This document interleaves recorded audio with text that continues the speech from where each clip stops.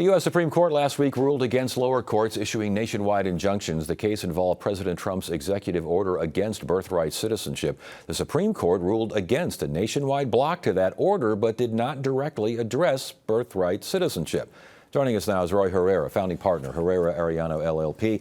Roy, always a pleasure. Good to have you here. Thanks for joining us. Thanks for having me. First of all, the overriding, I think the biggest thing about that particular decision are these nationwide injunctions by lower courts. What exactly did the court rule, the higher court? So let me just start with what a nationwide injunction is. The court also refers to them as universal injunctions, but basically what they are is an injunction that's issued by the district court, which is the lowest level of the federal court system, that essentially would block the implementation of a rule or a law nationwide. So let's say a federal judge here in the District of Arizona could issue a universal nationwide injunction, and that would mean that a law that it's blocking, that judge is blocking, can't be implemented in, let's say, the Southern District of New York or something like that. And it traditionally has been a fairly common practice for the district court judges to be able to issue those kinds of injunctions. And what we had here in this particular case is the Supreme Court severely limiting, if not eliminating, the ability of a district court judge to issue an injunction that is that wide in scope. What is the reasoning behind allowing such a lower court to have that much power?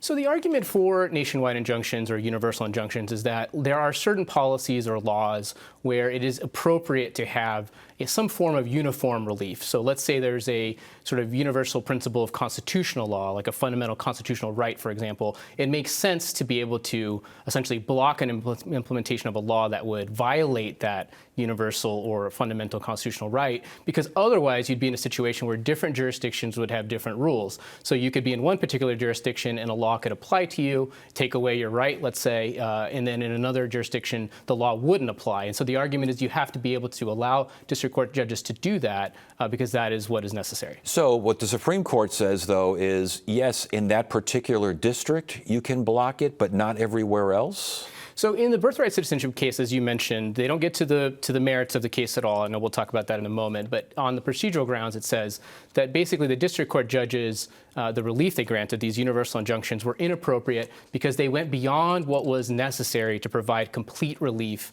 to the litigants, the parties before the court. So this concept of complete relief is really important, I think, going forward. This is the sort of standard now, is that a district court judge can only provide complete relief to the parties before the court. That would mean, technically speaking, only the parties that are plaintiffs in a particular lawsuit. And so what we are now kind of left with, and again, this is going to be unpacked a lot by the lower courts after this decision, there's a lot of open questions still, is a situation where in some jurisdictions you might see, let's say, again, a federal judge down here in the District of Arizona rule a certain way, issue an injunction for plaintiffs in the particular case before that judge. That injunction could potentially apply to the District of Arizona, but it wouldn't apply, let's say, again, in the Southern District of New York. Okay, but what if the Southern District of New York takes up that case or takes up they can't take up the case in Arizona, right, but can they take up a similar case? Can you, I mean, let's do a hypothetical here. Let's say the president, executive order, we all have to wear red T-shirts. Okay, we all have to wear red T-shirts. Right. I mean,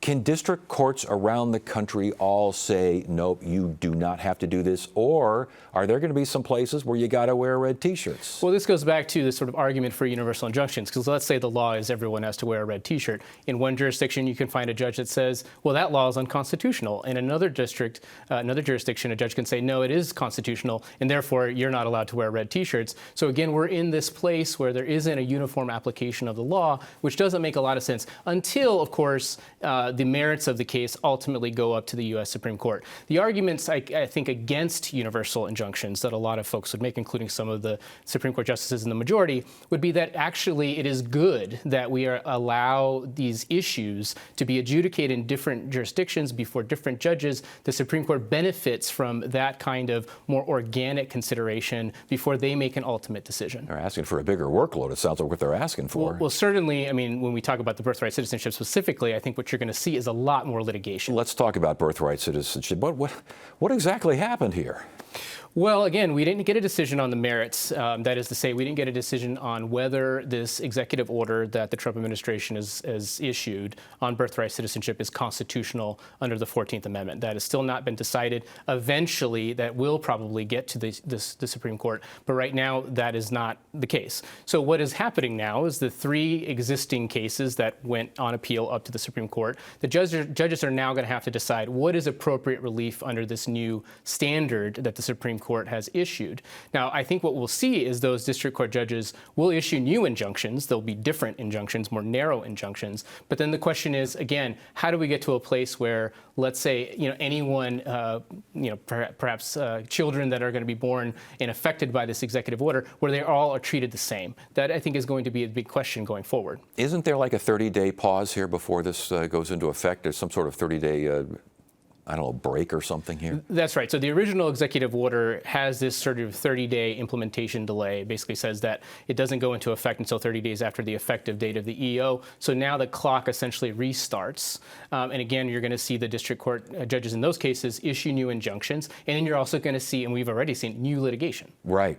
Overall here, this block against the universal injunctions, how big a deal is this, not just for this president, but for future presidents? Because past presidents, including Presidents Obama and Biden, they have not been pleased with lower courts issuing these kinds of things. It's a big deal because I think, again, you're going to have potentially this situation where people in different jurisdictions are treated in different ways for at least a period of time, at least until the merits of a particular case gets to the U.S. Supreme Court. There's, of course, a time lag there. So you're going to be in this situation where, again, people are being treated differently. There are some alternatives that the Supreme Court suggests in its decision as a different way to get at this sort of same concept of more uniform relief. So, for example, the court points to class actions as a potential way to now assert claims. And so I think that is what we're going to see. We've already seen a new class action, a nationwide class action lawsuit filed related to the birthright citizenship EO. I think we're going to see that going forward with any kind of executive order from any president going forward. It's going to be the new way, I think, to try to block an implementation of a law. But my impression of class action lawsuits is they take time. I mean, it doesn't sound like it took too long for this one to happen. Yeah, that's exactly right. They take time, and also there's now going to be new questions. Let's say that's the new vehicle for challenging executive orders. There's the question of class certification, right? So who is in the class? Does a class get certified? All of this is under a different area of the law, and that's all going to get spelled out over the years, I think. Last question. Justice Sotomayor was in dissent. She called this a travesty for the rule of law. That seems a bit harsh.